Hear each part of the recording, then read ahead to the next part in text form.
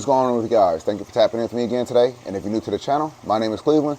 So I'm standing in front of my 54-gallon right here. This is a brackish water aquarium, and I want to talk to you about the fish I have in here. Now, this fish that I have in here is venomous, so they say. It has multiple names. Let's just talk about it. It's a freshwater lionfish. Now, the name itself is very misleading because it's not a freshwater fish. So when they're juveniles, they can be in freshwater, but long-term to live, thrive, it has to be in brackish or marine water conditions. So that's anywhere from 1.02, 1.010 all the way up to 1.025. And that's the salinity level that it could live in and thrive in. So they're sold under false pretense. They're sold up under the guidance that you could keep them in freshwater conditions, and that's why in a lot of cases they perish because you're not keeping them correctly. So I want to dive into this fish. I've had him for a few weeks. He's thriving. He's doing absolutely great. We'll feed him in this video, but I do want to talk to you a little bit about him. I want to show him off. I think this is one of the coolest fish that I have. This is going to be my first. It's not really a wet pet, but I don't plan on putting anyone in this tank with him just because he's just such a dope fish. Has a ton of personality, even though he's always hiding. But let's talk about this fish. Let's feed this fish, and let's enjoy this fish together because, like I said, he's a really dope fish. One of the coolest, creepiest fish I've ever had. So let's take a look. All right, so I keep the lights off on this aquarium because they typically don't like light. These fish are nocturnal. They are way more active at nighttime, but we don't want to have him in a condition that's really not adequate for him. So meet Stone Toad. Let's take you off this tripod. All right, y'all, so meet Stone Toad. Pretty befitting name, right? You know, he goes by a bunch of different names: frogfish, stonefish, three-spine, toadfish. Just a lot of different names. So Stone Toad really fits this guy.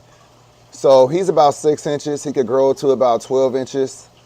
Once that happens, I'll definitely have to remove him and put him into a 125-gallon aquarium. But I want to talk to you about him a little bit. So online, there's a lot of different information that you can find. You can find some people saying that they're not venomous. Some people saying they are. I believe that he has some venom, and I believe that if you touch him or try to grab him, he could cause a painful sting. So don't take your chances. Don't go grabbing this fish. Don't go trying to show off. And guaranteed you'll have a fish that will last you the next 15 to 20 years that you could love and enjoy. So this guy's an ambush predator. He does most of his hiding back there amongst the fake plant that I have in there, but when he's hungry, he comes to the forefront. That's how he tells me that he's ready to eat. So it wasn't hard at all to get him on silver size. As soon as he wanted to eat, he ate. I don't know if that's going to be the case for every toadfish, but that's definitely the case for this guy right here. So this is pretty much all he does. I keep the lights off on this aquarium because, again, they're nocturnal fish. They don't like a lot of lighting, and it's not needed. That's another reason why I've allowed the algae to build up on that back glass, because I want to keep out as much light as I possibly can because, again, he don't really like that. But make sure that when you're selecting tank mates for him, that they are at least, I would say, bigger than him. Not aggressive, but bigger than him, because when I feed him silver sides, the silver sides I feed him are probably about 4 inches. They're pretty large, and he takes them down with no problem. So be very cautious. Remember when I bought this guy? Some of you might remember, some of you don't. When I bought this guy, I bought him as a freshwater lionfish, thinking that I could throw him in a freshwater tank. I found out when I got home that he was brackish. and that he needed to be in a tank with a salinity level of 1.010. So I added salt, I brought the salinity up to par, and he's been doing great ever since. Like I said before, this is definitely one of the fish that I plan on keeping alone. I don't want to have multiple brackish water aquariums, and I don't want to stress this guy out. They're usually hanging out in the low tide and muddy bottoms, and you know, sometimes amongst the coral rubble. So that's where he gets the stonefish from. People have mistaken him from stone, mistaken these fish for stone, and they stepped on them, and then they had a really nasty allergic reaction from the sting from this guy.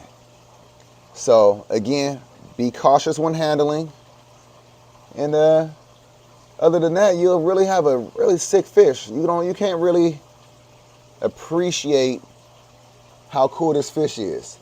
But let me go ahead and feed him, and then you'll understand one of the aspects of this beautiful fish. Like I said, the coolest, creepiest fish that I own. Let's go ahead and feed him.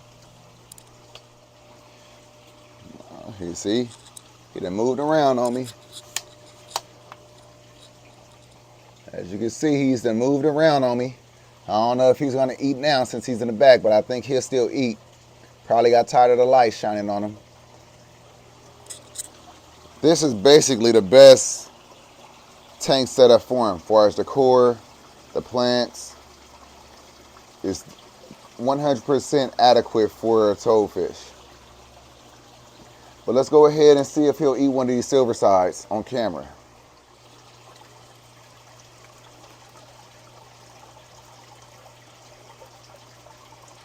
All right, so I got one of these silver sides.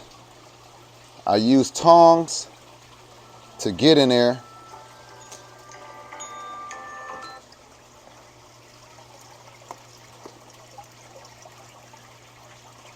How to use these tongs to get in there. Let's see.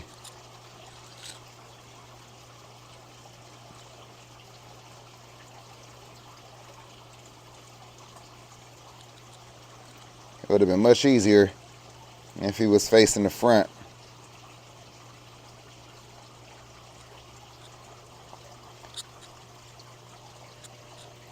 All that recording, all that talking, and now he's not eating.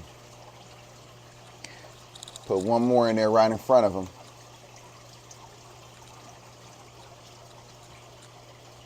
Drop this one down.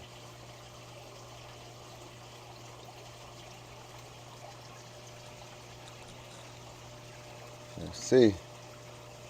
There you go.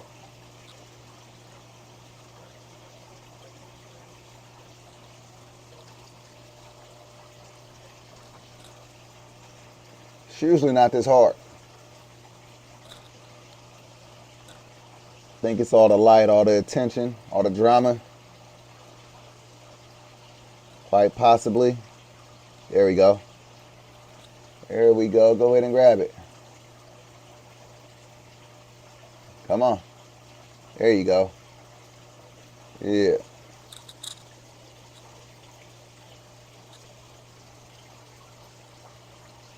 Just off with it now, hiding behind the fake plant. So I'll probably take out this other one.